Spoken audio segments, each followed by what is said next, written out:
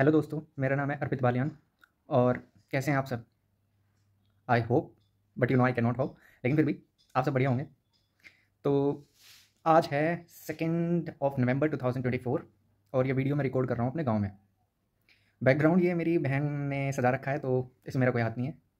Okay, तो हम अपनी कहानी को आगे बढ़ाते हैं। मैं एसएसपी देने के लिए गया था भोपाल में। मेरा एसएसबी था 21 एसएसबी। जिन्हें पता है उन्हें पता होगा कि एक एसएसबी सेंटर पे काफ़ी सारे एसएसबीज होते हैं, मतलब काफ़ी सारे बोर्ड्स होते हैं। तो मेरा 21 एसएसबी था। वहाँ पे भी हम 200-300 लड़के थे शायद। हाँ, 200 लड़के थे। उस टाइम 300 लड़के थे इलाहाबाद में, इस टाइम 200 लड़के थे हम।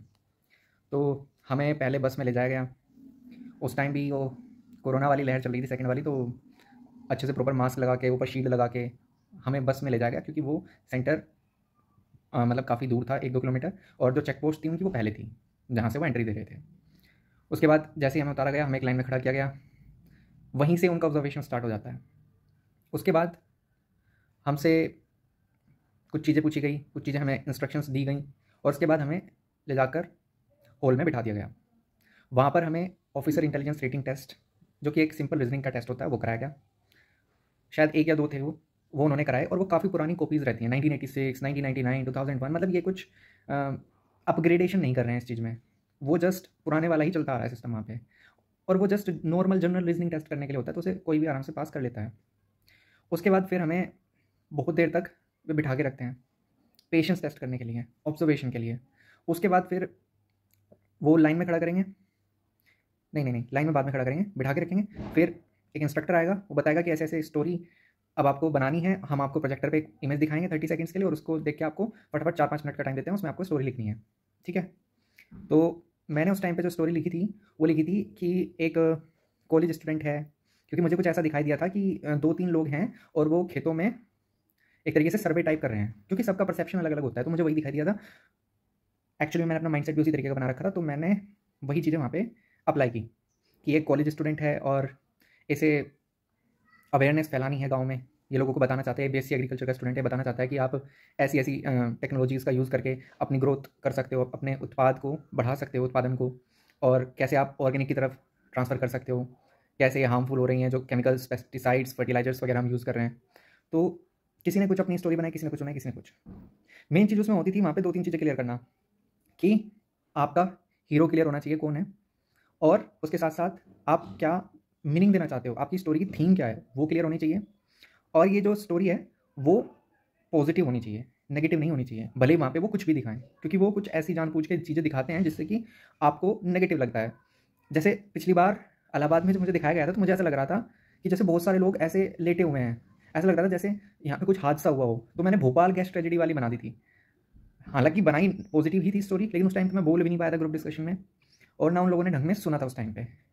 नेक्स्ट नेक्स्ट नेक्स्ट नेक्स्ट करते चले गए थे। लेकिन ये भोपाल वाले अच्छे थे, इन्होंने हमारी प्रॉपर स्टोरी सुनी और मैं लकीली बोल पाया। हमने लीडर भी सिलेक्ट किया अपना, मैंने सपोर्ट भी किया दूसरों का कि हाँ भाई, आप उठ के स्टोरी अपनी प्रॉपर पूरी नरेट करो। तो मतलब मेरा वहाँ पे नाम आया, मेरा चेस्ट नंबर 7 उन्होंने मुझे दिया। मैं काफ़ी खुश हुआ कि हाँ, मैंने मेहनत करी उस कंडीशन के साथ होते हुए, एंग्जाइटी फील करते हुए मैंने प्रॉपर अपनी तैयारी करी और मुझे उस चीज़ का फल मिला। मैं बहुत खुश हुआ। उसके बाद उन्होंने मैं धूप में खड़ा करके रखा। क्यों खड़ा करके रखा? क्योंकि हम लोग थोड़ा, जब उन्होंने बोला ना कि जो जो सेलेक्ट हुए हैं, स्क्रीन इन हुए हैं, इसको इसे बोलते हैं स्क्रीन इन। जो फर्स्ट डे जिनकी एंट्री हो जाती है उन्हें स्क्रीन इन बोलते हैं, कि ये स्क्रीन इन हो गए और बाकी सब स्क्रीन आउट हो गए। उन्हें उनके घर भेज दिया जाता है, लेकिन हाँ, प्रॉपर खाना वाना देते हैं, नाश्ता खाना सब देते हैं। ठीक है? उसके बाद हमने चूँकि अपना टाइम लगा दिया था काफ़ी, मैं भी काफ़ी खोया हुआ था यार, वाओ। तो वो वाली फीलिंग थी, तो मैं भी लेट करा था। उन्होंने हमें धूप में खड़ा करके रखा उस टाइम पे। वहाँ पे वो बंदा इतनी धूप में, क्योंकि वो भी पीपीई किट पहन के खड़ा हुआ था, जो कोरोना के टाइम पे काफ़ी आप देखते थे, एकदम पैक वैक होके वाइट कलर का सूट पहन के रखते थे, वही वाला। तो उसमें से एक ऑफिसर भी उसी चीज़ में था, उस पीपीई किट में। तो उन्होंने हमें धूप में खड़ा करके रखा। उसके बाद हमारे फ़ोन वोन सब जमा करे और हमें रूम्स अलॉट हो गए। तो मेरे वहाँ पे 2 दोस्त मेरे साथ मेरे रूम में थे, नहीं 3 दोस्त। एक उत्तर प्रदेश से ही था, लेकिन वो ईस्ट उत्तर प्रदेश से था, शायद गोरखपुर से, या हाँ, गोरखपुर से था शायद। और एक हरियाणा से था, नहीं 2 हरियाणा से थे। 2 हरियाणा से थे, हरियाणा में एक कुरुक्षेत्र से था और दूसरे वाला शायद चंडीगढ़ से था। तो वहाँ पे उनके साथ मैंने अपनी स्टोरी शेयर भी करी, मुझे अच्छा लगा। लेकिन उसके बाद चूँकि मैंने तैयारी तो करी थी, लेकिन फ़िज़िकल तो कभी नहीं किया था, आज तक फ़िज़िकल नहीं किया था। आज तक मैं 5 किलोमीटर अपनी ज़िंदगी में दौड़ा नहीं था कभी।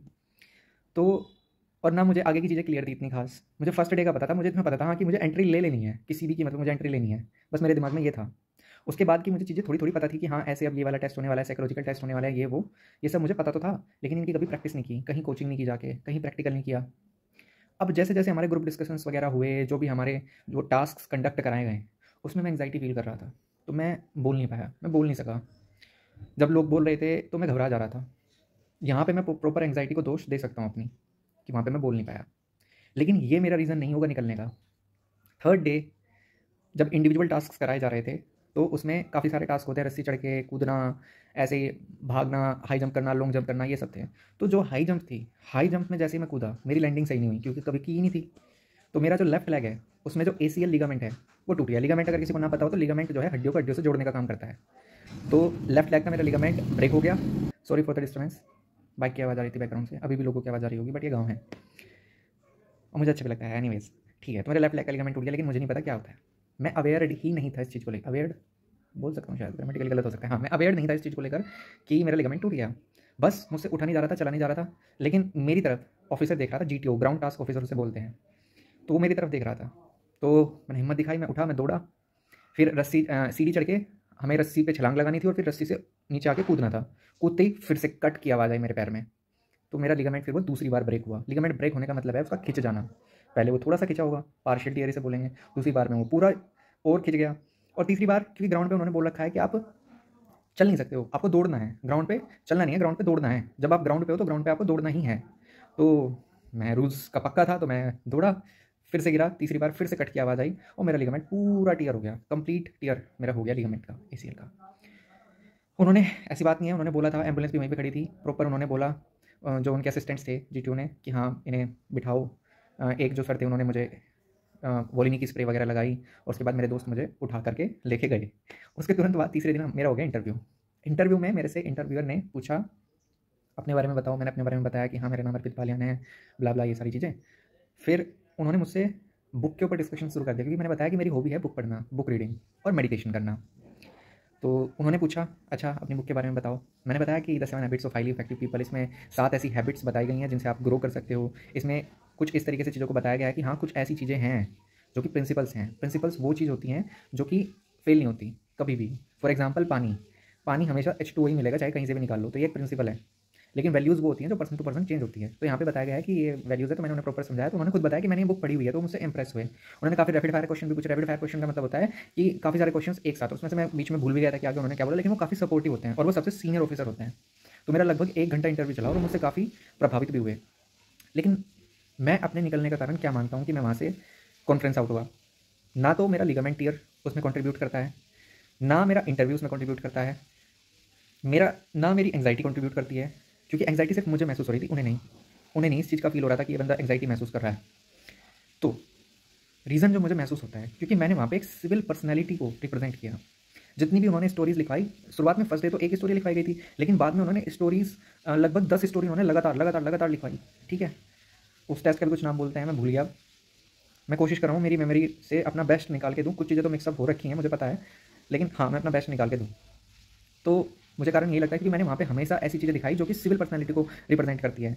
जैसे कि कभी मैं बन जाता था कोई कॉलेज स्टूडेंट, कभी मैं कोई एनजीओ चलाने वाला बन जाता था, क्योंकि मैं काम कर भी ऐसे ही रहा था। मैं बताऊंगा आगे आपको कि मैंने एक एनजीओ भी ज्वाइन किया था, उसमें भी मैंने काम किया था, और ये सब एक ही चीज़ को डेडिकेटेड थे कि मैं इग्नोर कर सकूँ अपनी एंग्जाइटी को, मैं थोड़ा सा जी पाऊँ, उसके लिए मैं ये सब कर रहा था।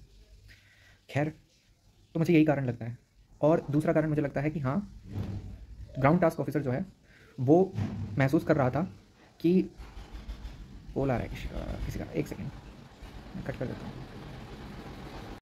हाँ सॉरी फॉर द डिस्टर्बेंस, मर्ज कर दूंगा। ग्राउंड टास्क ऑफिसर जो है ना, वो ऑब्जर्व तो सारी चीज़ें करते हैं, तो वो ऑब्जर्व कर पा रहे थे कि ये बंदा जो है वो फिज़िकली इतना एक्टिव नहीं है, फिज़िकली ये फिट नहीं है जिस टाइप की वो जॉब कराने वाले हैं उसके लिए, क्योंकि वहाँ पर काफ़ी सारे ग्राउंड पर टास्क होते हैं। वैसे वे कभी रीज़न नहीं बताते कि हम आपको क्यों नहीं ले रहे हैं, लेकिन जो मुझे रीज़न लगता है वो यही है कि मैंने इंटरव्यू में भी, अपनी स्टोरीज़ में भी, अपने साइकोलॉजिकल टेस्ट्स में भी, हर जगह एक सिविल पर्सनालिटी रिप्रेजेंट की है, क्योंकि उस टाइम मेरा सपना एक आईएएस बनने का था, तो मैं उसी पर्सपेक्टिव से सोच रहा था। जबकि उन्हें एक आईएएस ऑफिसर नहीं चाहिए, उन्हें एक लेफ्टिनेंट चाहिए। दोनों की लीडरशिप क्वालिटीज़ तो सेम होती हैं, लेकिन दोनों का काम काफ़ी अलग अलग होता है, राइट। खैर, तो ये मेरी जर्नी थी SSB-21 की। और यहाँ पर मेरा लिगामेंट टूट चुका था, तो मैंने अपने घर वालों को नहीं बताया। मैंने बताया कि हाँ मेरे पैर में चोट लग गई है तीसरे दिन, क्योंकि वो शाम के टाइम वो कैंटीन में कॉल करने के लिए अपना फ़ोन देते थे खुद का, उसी से हम कॉल कर पाते थे। तो मैंने कॉल वॉल करके बताया कि हाँ भाई क्योंकि मुझे तो पता नहीं था कि मेरा लिगामेंट टूटा हुआ है, कि भाई सूजा हुआ है मेरा पूरा घुटना और बस चोट लगी हुई है। घर वालों को पूरी उम्मीद थी, पूरी एकदम उम्मीद ऑन टॉप कि बंदा कर लेगा भाई, अब की बार तो स्क्रीन इन हो गया, बस लेफ्टिनेंट बन गया, बस कैप लग गई। तो काफ़ी खुश थे, बट फिर मैं खुद से ट्रेन करके वहाँ से, उन्होंने खुद से ही कर दी थी, मतलब कैंटीन से ही जाके करा सकते हो आप। उन्होंने रिटर्न जर्नी के लिए मैंने टिकट बुक कराई, मैं खुद गया बिना उन्हें बताए। मेरा एक दोस्त था, उसके पापा आए हुए थे, वो हरियाणा वाला जो था ना, उसके पापा आए हुए थे, तो वो मुझे कार में बिठा के वहाँ तक छोड़ने गए स्टेशन तक। और स्टेशन के बाद फिर मैं सीधा ट्रेन पकड़ी अपने शहर की, और आके फिर अपने घर वालों को बताया। सुबह 5 बजे पहुँचा मैं कि मेरे साथ ये पता नहीं क्या हुआ है। वो मुझे लेके गए, पता चला कि कंप्लीट ACL टीयर है, या तो सर्जरी होगी, सर्जरी में 1-1.5 लाख का खर्चा आएगा, और सर्जरी नहीं होगी तो फिजियोथेरेपी चलेगी। यहाँ तक का सफ़र था, बाकी अगली वीडियो में डिस्कस करते हैं आगे की कहानी। यहाँ से मैंने क्या सीखा, क्या नहीं सीखा, क्या मुझे सीखना चाहिए था, क्या मुझे अप्लाई करना चाहिए था, ये सब हम डिस्कस करेंगे। और ये बात है, टू बी प्रिसाइज, 13 मई 2021 की। 13 मई 2021 को मेरा लिगामेंट टीयर हुआ था, और 15 मई 2021 को मैं कॉन्फ्रेंस आउट हो गया था। एक दिन आगे पीछे हो सकता है, या तो मैं 15 तारीख को अपने घर पहुंच गया था, या 15 तारीख को मैं कॉन्फ्रेंस आउट हुआ था, ठीक है। Anyways, thank you so much.